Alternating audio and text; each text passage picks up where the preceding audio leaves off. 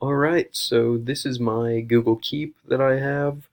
Currently in my EDCI 270 folder, I just have a lot of the resources that I use for this class, screencast, Creative Commons. That way then I don't have to just keep them open all the time. I can just come here, open them up, close them out when I'm done, and always know that I'll have them right back here. Over here though, I've got my notebook for the course theme, which have a couple of little notes next to these two, mainly because these are more of pop culture references that have samurai or samurai-ish themes like Ronin from the Marvel Universe. As you can see right down here, I have a whole note written out for that.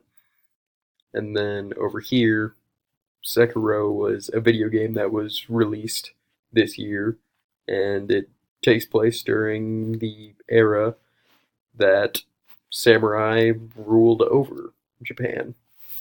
But that's it for me for this. The only clipped notes that I have, give a sec, it's got to load, is still for my Mendeley page. And let me scroll up, because all my notes are up here.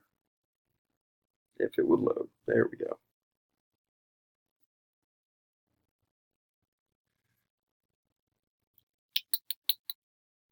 Just scrolling through these for you.